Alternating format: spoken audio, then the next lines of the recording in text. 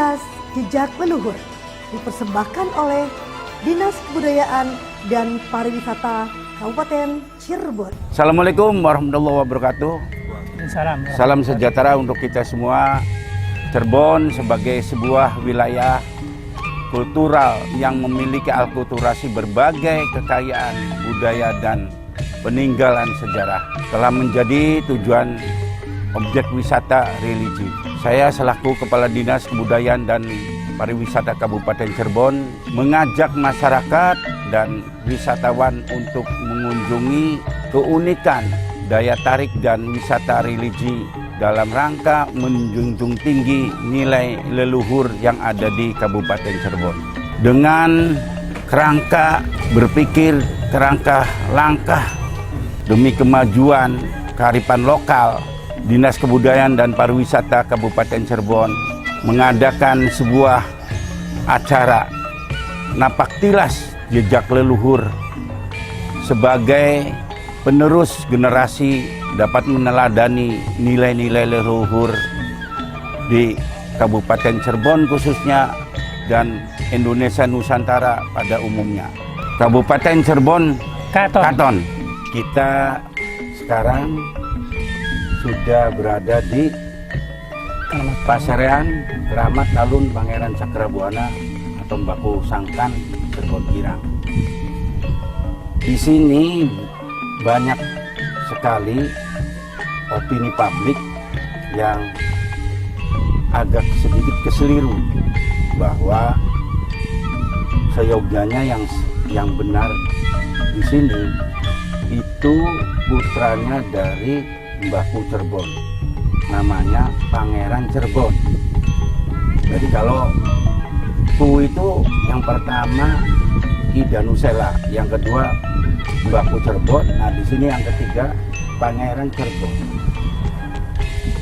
Kenapa masih dipersonifikasikan di sini tempat pasareannya Mbaku Cirebon? Karena ibarat bapak nih anaknya sering sowan. Kalau yang sesungguhnya Mbaku Cirebon itu dikuburkannya di Sunan Gunung Jati, sebelahnya Sunan Gunung Jati di Gunung Sembung. Persisnya di sebelahnya Putri Ongtinio. Untuk lebih jelasnya, mari kita bersama-sama masuk ke area pemakaman.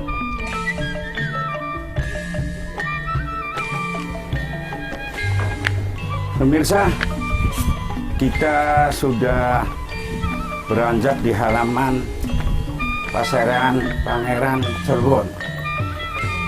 Kita bisa lihat secara seksama keberadaan tempat pasarean ini. Oke, ya. Pemirsa, kita bisa melihat secara seksama penjara ini tidak hanya dari kalangan wilayah Cirebon saja, kebetulan ibu dari Pemalang, yang tujuannya maksud tujuan di sini minta keridhaan Allah, ya, mendoakan kepada beliau atas suri teladannya. Jadi supaya jangan sampai keliru, bukan untuk ini memuliakan asma-asma Allah. Kami sudah langsung bertemu dengan Pak Haji Gojali selaku juru kunci yang ada di Pasarean Cirebon Girang. Nah, adapun ini ada berbagai versi, yang jelas semuanya itu karena Allah untuk tawadu dan bertawasul. Nah, ada versi bahwa yang bertempat di sini itu betul-betul Mbaku Cirebon.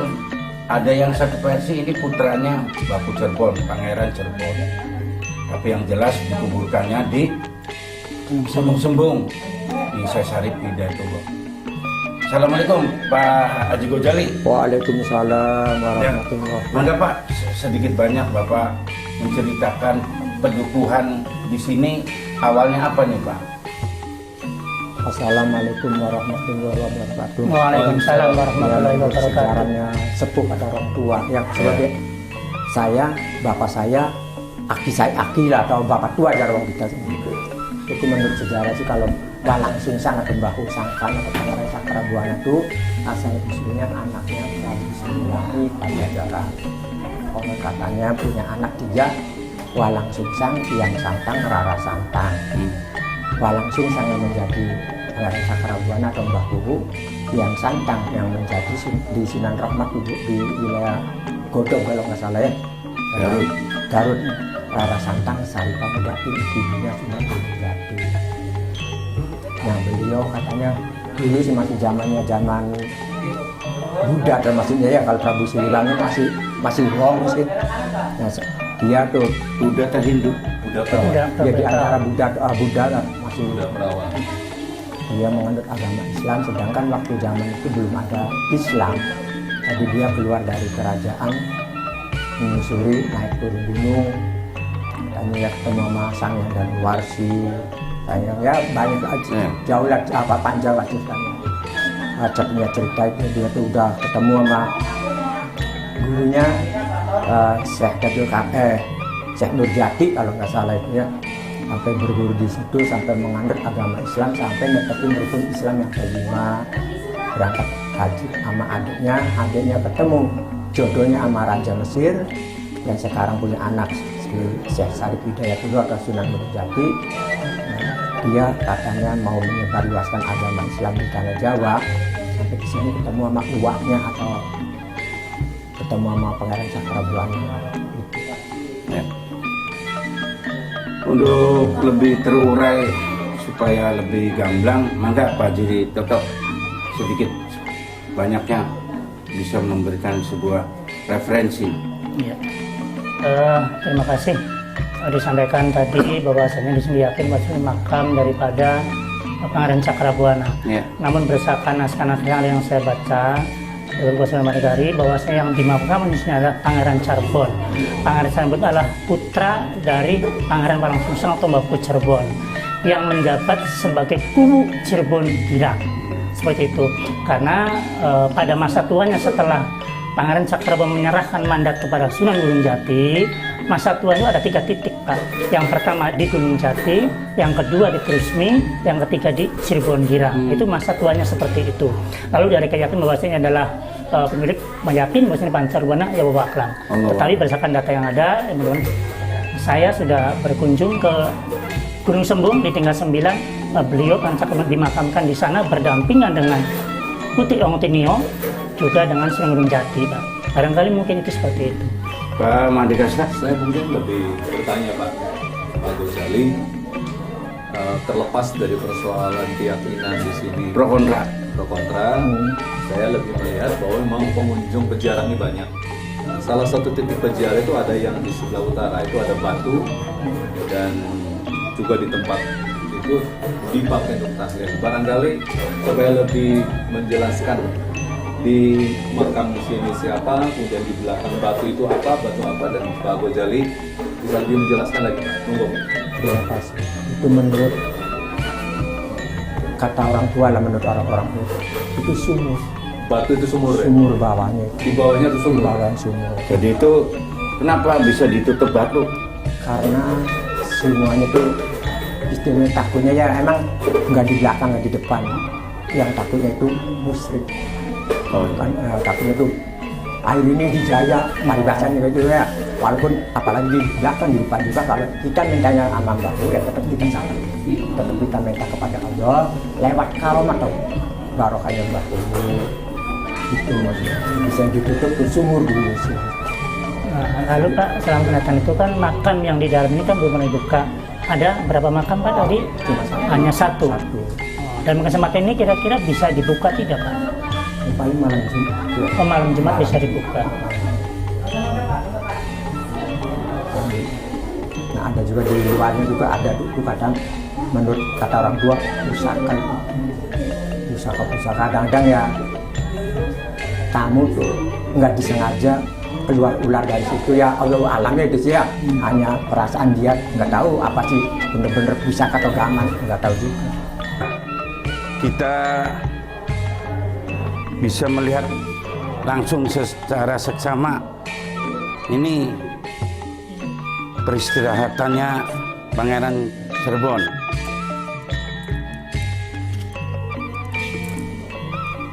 Tapi jadwalnya tuh hari Jumat ya, Pak Kiai? Malam Jumat. Malam Jumat bisa dilihat. Enggak, Pak. Ini anak buahnya. Pusaka. Nah, Oh, kalau pusaka. anak buahnya itu satu, di dalam ini kamar ini satu. Ini pusakanya Pusaka. yang golok cabang. Ya golok ya golok cabang apa? Baju waring kan. Waring, Heeh. kumpul waring. Ya pokoknya Semua pusaka semua di bagus. sini kata. Jadi gini, pemirsa, terkadang kita terkecoh bahwa kalau ada kuburan begini, ini pasti orang mati atau yang dikuburkan yang meninggal dunia. Tapi kenyataannya ada juga yang manusia, ada juga yang Pusaka. tempat-tempat pusaka. Nah, memang bedanya mungkin ini nggak ditulis namanya saja. Ya gitu, Iya, kalau begitu ya. Kejadian-kejadian yang sifatnya aneh bisa muncul karena pusaka atau bahaya. Pernah menurut pengunjung barangkali Menurut cerita cerita. menurut pengunjung. Ya. Menurut pengunjung. Kalau yang muridnya pengawalnya siapa Pak? Itu ya satu di sini satu. Namanya? Namanya juga nggak tahu ya. Jadi kalau malam Jumat Kliwon dibuka, Dibuka tapi pengunjung tidak bisa masuk. nggak bisa. Lihat di sini, bapaknya yang dibuka pintunya Dibuka aja. tawasul di Berbau sini. tawasulnya di Ini sini, sama tetapi tetap dibuka. Buka. Yang saya mengikuti kurang lebih begitu. Iya. Program Napaktilas Jejak Leluhur ini tidak lain tidak bukan kami mengajak dalam rangka wisata religi. Sesungguhnya Rasulullah sendiri sudah memberikan sebuah petuah nasihat. Orang cerdas itu ada dua. Satu, orang yang mengingatkan kematian. Yang kedua, bagaimana orang tersebut mempersiapkan untuk kematian itu. Jadi tidak ada salahnya apabila kami melakukan napaktilas jejak leluhur sebagai suri tauladan untuk kita semua. Assalamualaikum warahmatullahi wabarakatuh. Napaktilas Jejak Leluhur dipersembahkan oleh Dinas Kebudayaan dan Pariwisata Kabupaten Cirebon.